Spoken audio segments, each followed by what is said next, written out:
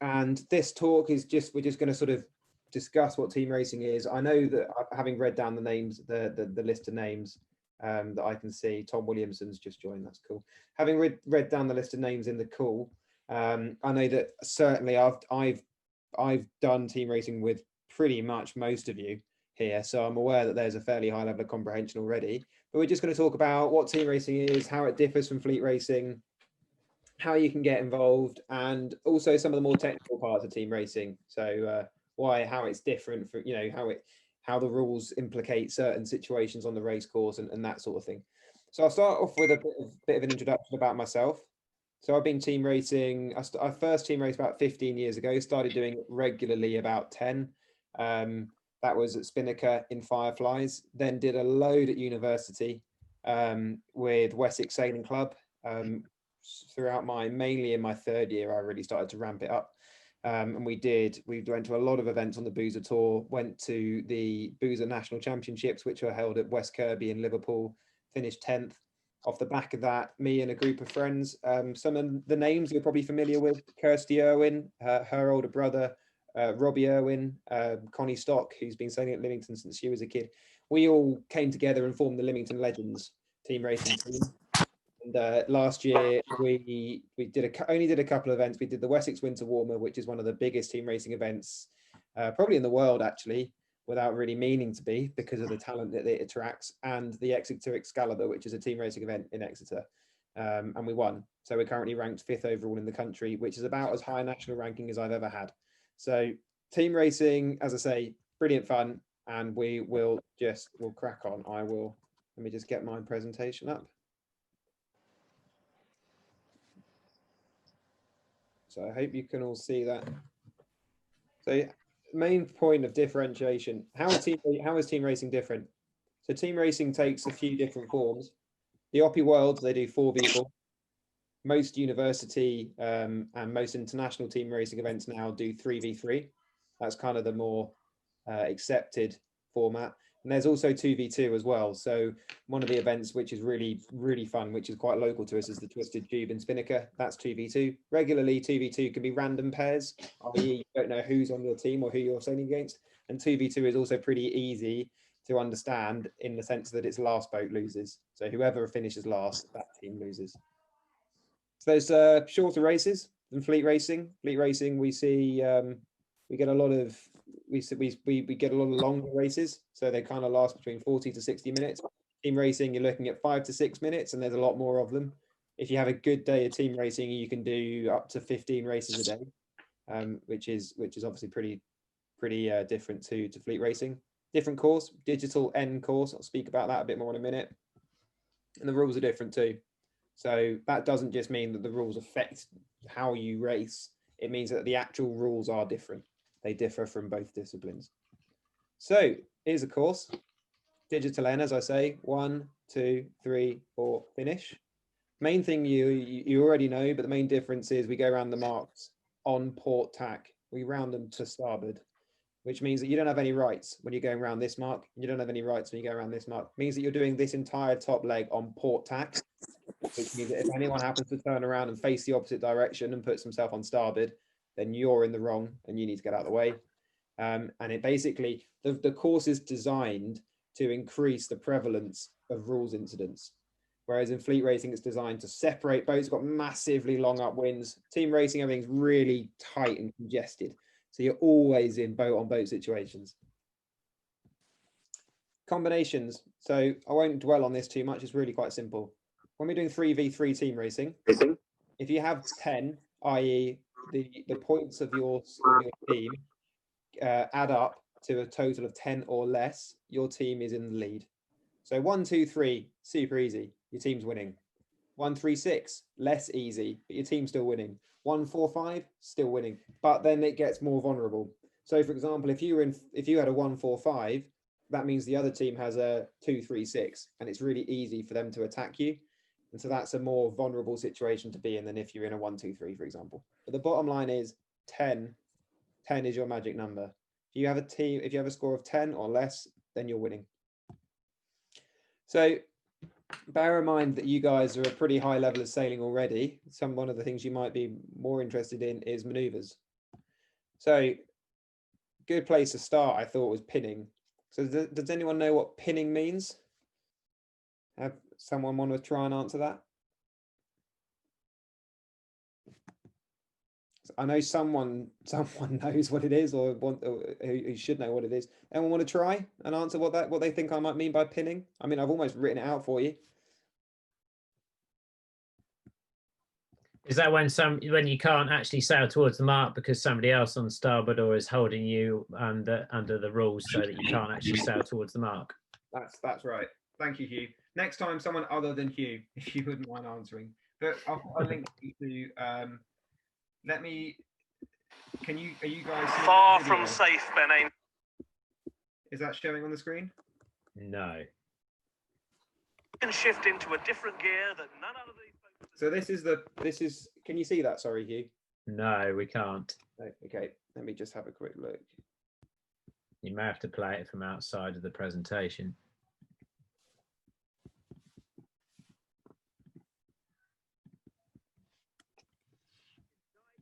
Is that better? Can see that, yeah.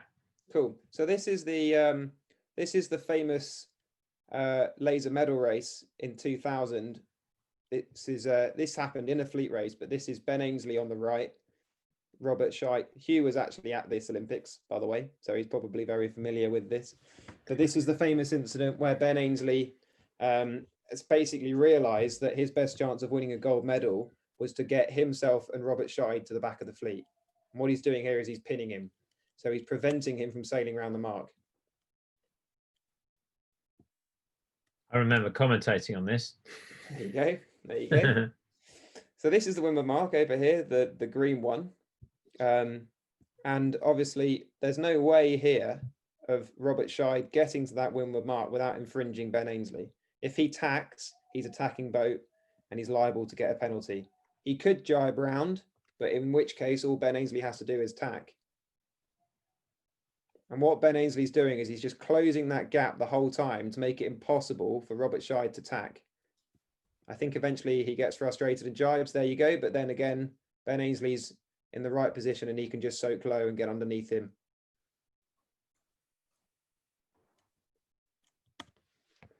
So there you go. That's just an example of pinning. Get back onto my PowerPoint presentation. So what you're doing when you're pinning someone is you're essentially slowing them down. So let's say, for example, you had you were in a 1-4-5 and you were winning. What the team the other team might do with the 2-3-6, they need to get their boat in 6 forward. So 2 and 3 could work together and take out 4 and 5 to then convert that order into a 2-3-6.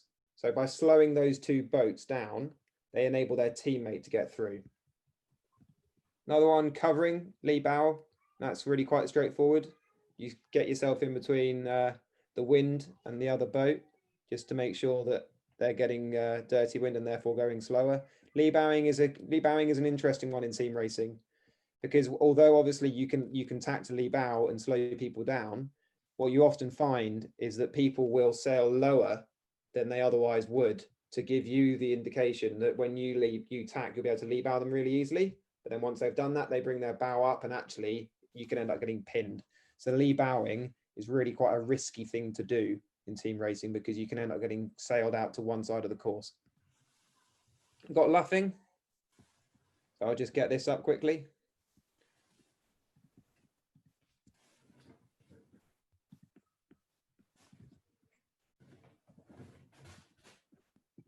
So this is the ISAF Team Racing World Championships at Rutland.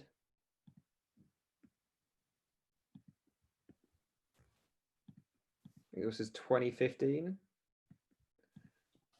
What you'll see here is boat 1 and boat 4. So boat 1 at the moment, if boat 1 wasn't there, we just imagine boat 1 wasn't there, boat 4 would be pretty easily able to take out these 2 boats here and therefore get a 1, 2, 3, because these are his teammates. He's in 1, he's in 2, he's in 3. Boat 1 is thinking, okay, now if I slow him up, I can probably get both my teammates through, and then they're in a better position to attack these 2 boats. It's worth remembering in team racing, first and second, if your team has a first and a second, you're in a winning position, and it's a really strong place to be.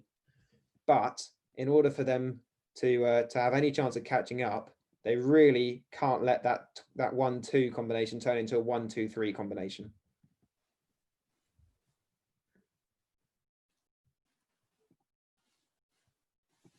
So he luffs him here. He's at least able to get one of his teammates through. Maybe not the third one. But that's just an example of how you can luff to try and help your team extend beyond the racecourse, or extend along the racecourse, I should say. Right, back onto the PowerPoint. So Mark Trap and jibe back. So I've got a link to a jibe back. This is an interesting clip, actually, which I think serves as a good example as to what not to do when you're team racing. They've appropriately named it the one that got away. So again, this is the ISF Team Racing Champs in 2015. What we've got here is a situation. So we've got these boats coming along the bottom reach. Now you can't, I don't, if you can see, yes, you can see. So at the moment, we've got red in first, third and fourth. We add those points up, we get 8. 4 + 3 + 1, 8. So they're clearly winning. They don't need to do anything different. All they need to do is sail around the course and they've won.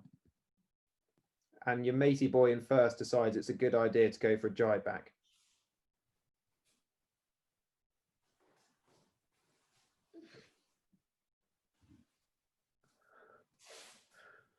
Oops. Oops being the appropriate term. Now what's happened, I'll just pause it quickly. Another rule in team racing, when your mast hits the water, you automatically get 7 points. So the only way red can win now is if they get a first and a second. 7 + 3 is 10, obviously. At the moment, we've got a red in first, but we've also got a red in, call that fifth, probably fourth. Bear in mind, this boat's capsized. Someone's going to have to do spins as well. That's unclear. But at the very least, what we can see that's happened is red went from a 1-3-4 to a 1-5-7, all because they tried to do a jibe back. Now, jibe backs work really, really well when you do them right, because what they can do is you complete a jibe onto starboard and you can push everyone back the opposite direction to where they want to go. But this also, I think this is a really interesting clip because it gives you an idea as to when you do and you don't want to do maneuvers in team racing. In that instance, red just had to get around the mark and go on the final win to the finish.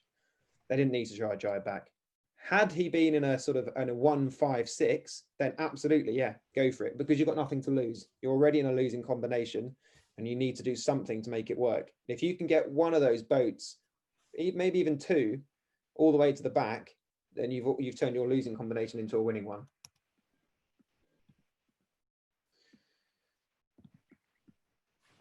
Right, where are we? So, what's this? Anyone know what that is? That little picture? A tray. It's a soap dish. Ah. So a soap dish is a maneuver in team racing whereby one of you does a lee bow and the other one covers.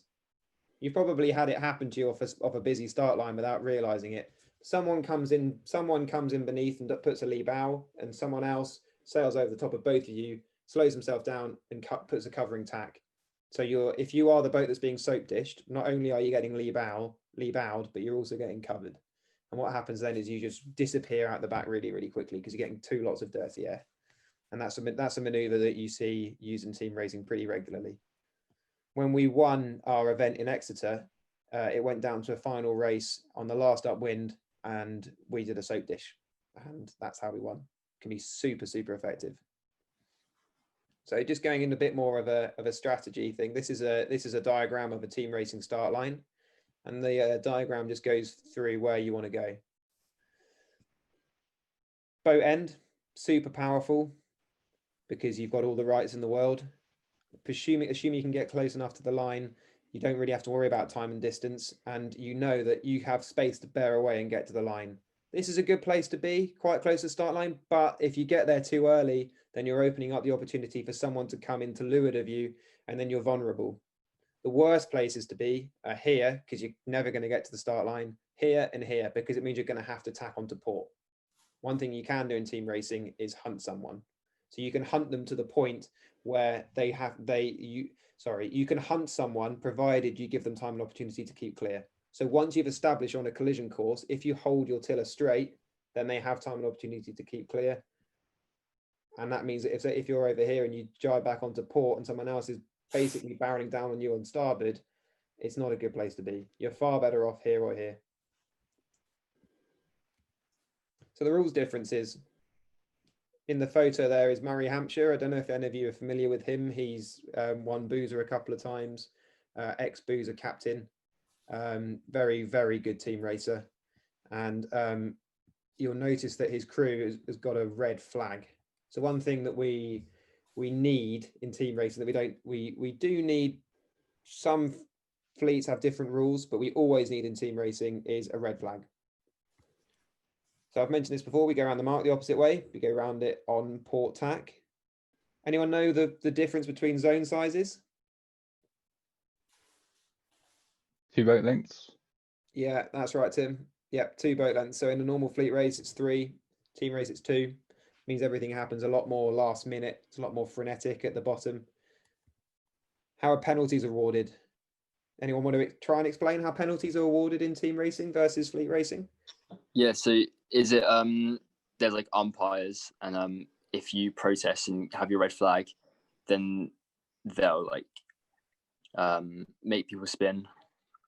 Yeah, that's exactly right. Cheers, Jacob. So whereas in fleet racing, we have the really tedious procedure of going to a protest room and getting home really late in the evening because it's taken 4 hours. In fleet racing, team racing, everything happens on the water. So as Jacob's just said, let's say I'm racing Tim and I think Tim has infringed me. I'll put my red flag up and hail protest really loudly. Then the umpires, of which there are normally 2 ribs, 2 apiece, so 2 umpires per rib, so 4 umpires on the water in total. They'll have a look at the situation. They'll have a discussion amongst themselves, and they'll either go, I don't think Tim did infringe Nick there, and they'll produce a green flag in that instance, or they'll go, actually, yes, Tim did infringe Nick. He needs to do a penalty. He needs to do 2 penalty turns because we're going to raise our red flag, blow a whistle, and point it at him. So that's the main difference. Everything's decided on the water. If you've infringed someone and you think you've infringed someone, one of the ways you can really easily exonerate yourself is just do 1 spin. That's another difference from versus fleet racing. You just do 1 spin. It's not 2.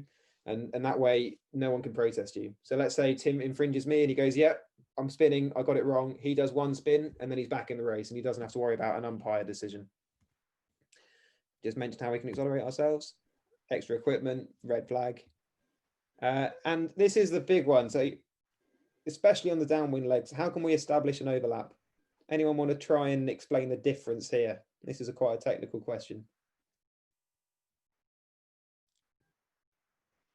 Oh, fair enough. So this is how the racing rules of sailing read for establishing an overlap on the same tack. So you'll notice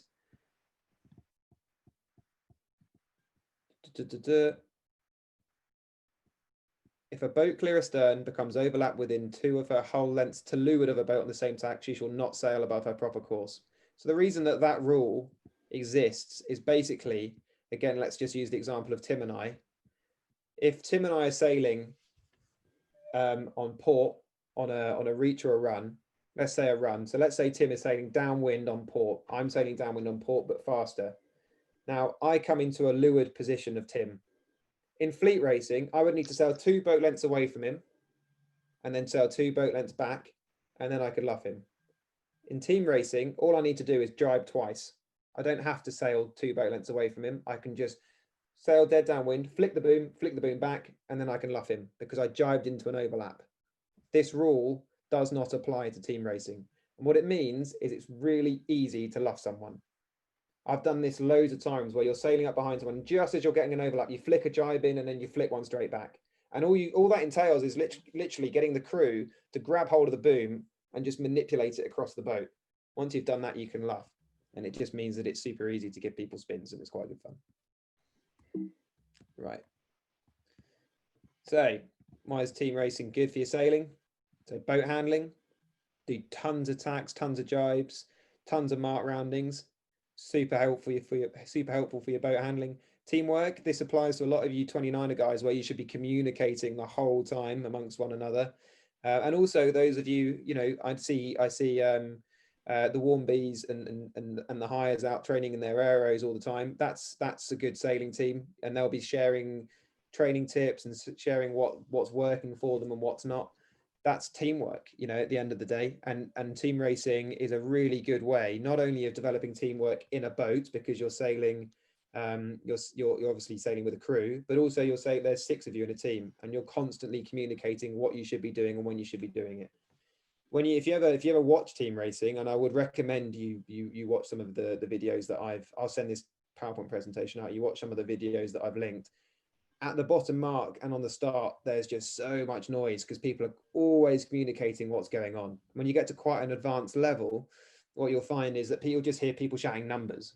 So, for example, we're 6 or we're 2 or whatever. They'll just be hurling numbers at one another.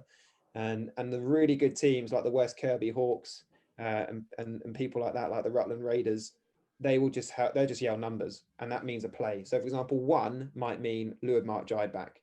2 might mean soap dish, that sort of thing. And this teamwork is a huge, crucial element of the sport. Communication, that kind of overlaps. I won't dwell on that. And rules knowledge as well. And starting, you do tons of starting. You probably, as I mentioned earlier, you're looking at doing 15 starts on a good day of team racing. You're never going to do that in fleet racing. And the starts are smaller, they're more compact, there's less space. There's people trying to get you. There's people trying to, you know, it's not like in fleet racing where you have a leeward gap and someone looks at it and goes, oh, I could get in Nick's way, but it's not really going to work out for either of us. So I'll just sail a bit further down the line. In team racing, people are thinking, right, Nick's got a gap. I'm going to take him out here because that's the entire point of this race. So it's super, super hard. And your close boat, your close space boat handling is always under pressure. So how can I get involved? So a lot of you are sort of approaching the age where you might be considering university sailing. And what I've got here is just a list of some of the more prominent, well, not prominent, but it's just a random selection basically of university teams. We've got Bristol, Wessex Sailing Club at Southampton, Oxford Yacht Club, Exeter Sailing, Strathclyde Sailing, and Manchester.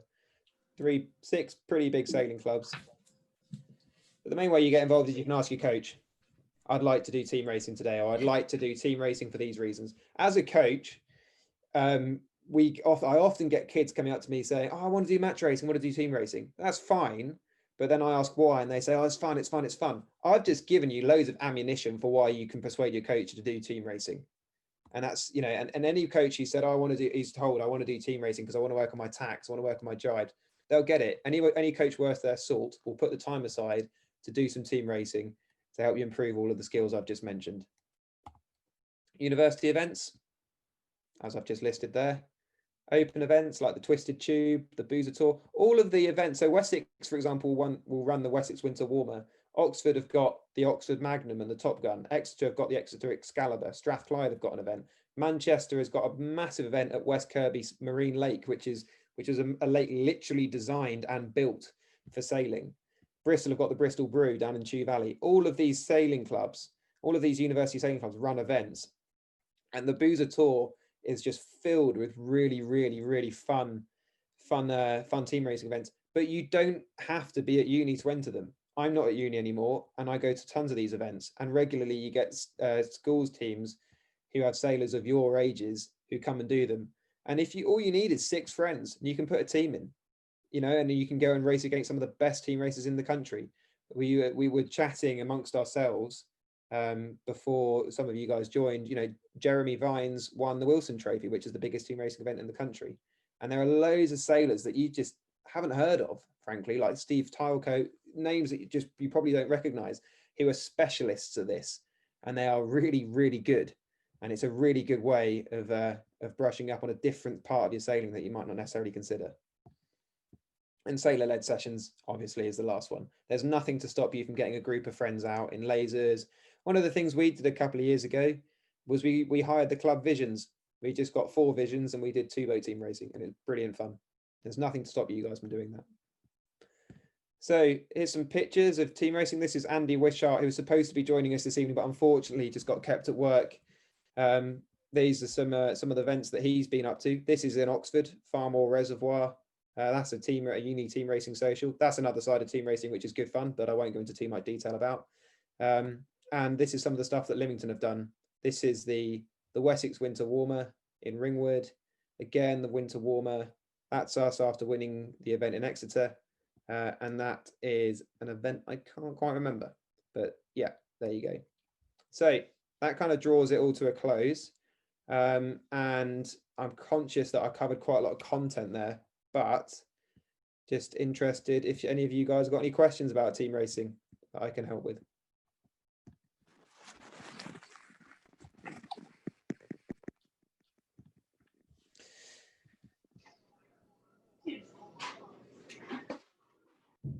Anything that you didn't quite understand, or anything you want me to sort of go over in a bit more detail, if not a question?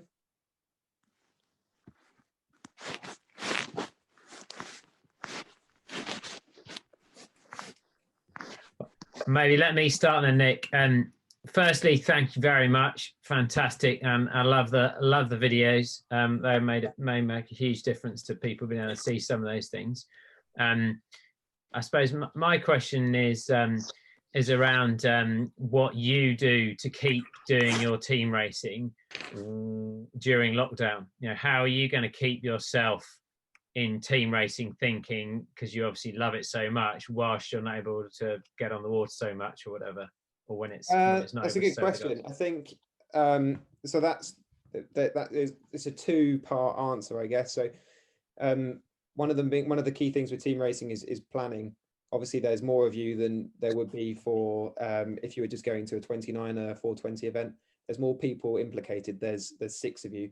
So what my team and I are doing now is we're going through the Boozer calendar, and we're just pinpointing the events that we want to go to that make sense for us. We're entering them really early. So that's keeping me hungry for it, making sure that, you know, I've got something to look forward to as well at the moment in terms of team racing events. The other thing is, as you guys know, I sail a laser, and boat handling from boat to boat applies. So I know that if I'm going to be good at team racing, I need to have really slick boat handling. So if I go out sailing in my laser, then if I can nail 20 tacks, that's going to put me in a really good position for when I get in a Firefly. Fireflies are easier to sail than a laser. So if I can nail those tacks and I can nail those jibes, I can hover by a mark for 2 minutes at a time and really feel comfortable and confident in my boat handling, then when I get onto a team racing start line, then I'm really comfortable putting the boat into tight spaces.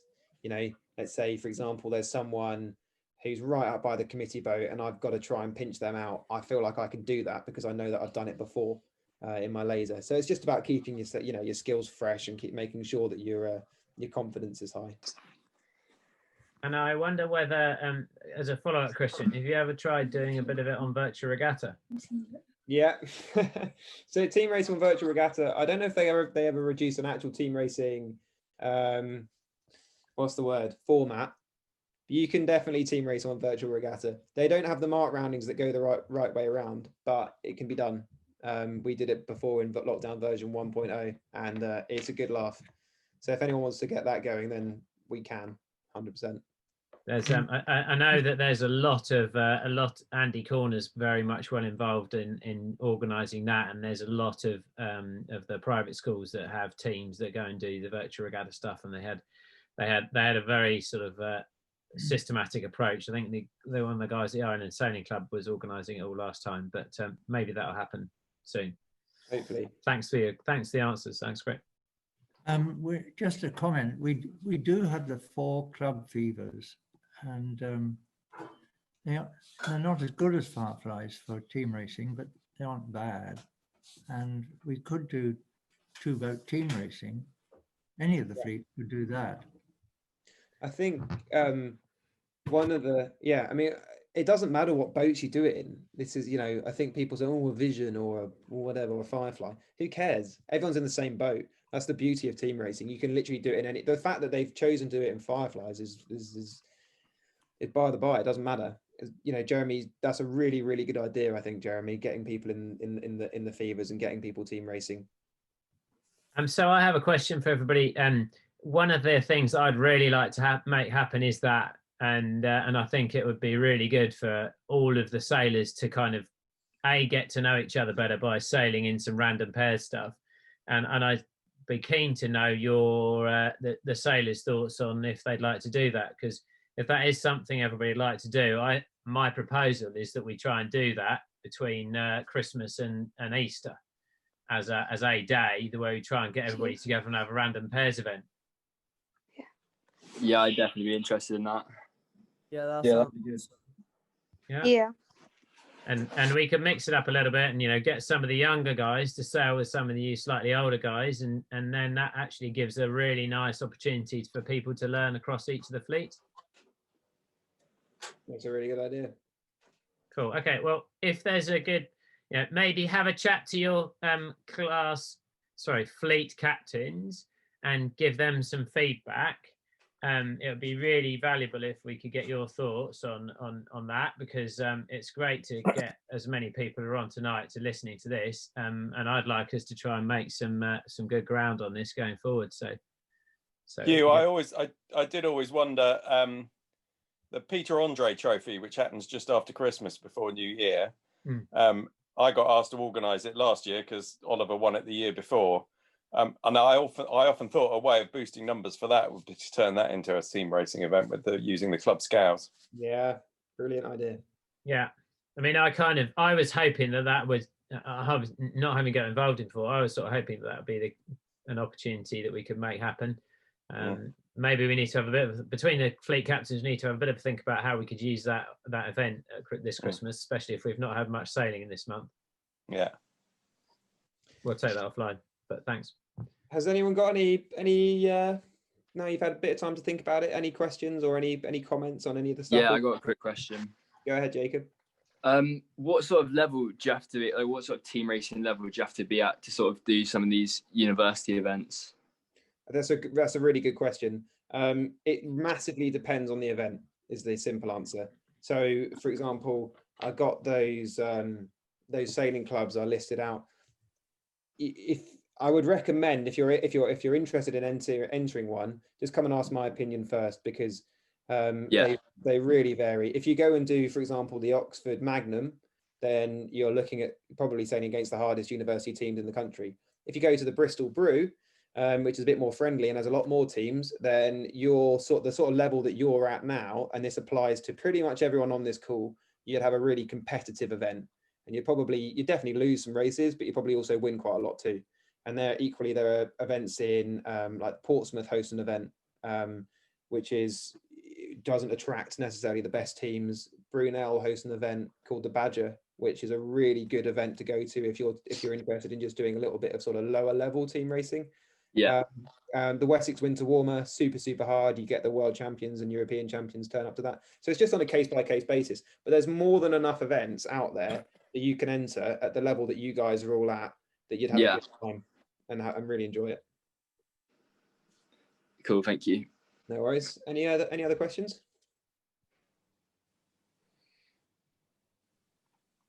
Nick, I was just going to add to that, just as my son's just headed off to university, and he wasn't a bad fleet racer, and he's tried to get into the university team, and he did all right when they did the fleet trials. He did pretty well, and they got to the team racing, and they went, "We can tell you're a good sailor, but you just haven't done anywhere near enough team racing. So sit in the front of the boat and crew for a bit in one of the teams and learn." So there is he said, "I'm up against sailors who have only ever done team racing. They're just specializing in team racing." I think, and that's a good point, Geoff. So I went to the same uni that Oliver's now at, which is Southampton, called Wessex. And there was 1 year at Wessex in my second year where we had 97 applicants for 3 spaces. And the 3 people who got them were Matt Whitfield, who had just won the Laser Radial Nationals, Jack Cookson, who only recently dropped out of the Olympic Laser Squad, and a sailor called Owen Hallett, who was the captain of the team that just won the national team racing, school's national team racing event. And loads of other sailors just didn't get in because it was a really, really competitive university. On the flip side of that, there are places like, for example, Warwick, which has got a really strong sailing team, but doesn't necessarily attract the highest caliber of sailor to begin with, but has got a really good training setup, and they get really, really quick. And it just depends where you go, you know. But that's, yeah, just if you do go to uni and you do get asked to sit in the front of a Firefly, don't take it as an insult or a slight on your sailing ability. I did that. I sat in the front of a Firefly for a year, came out the other side, and I knew lots about team racing. So it's, you know, any opportunity you get to get involved is a good opportunity, in my opinion.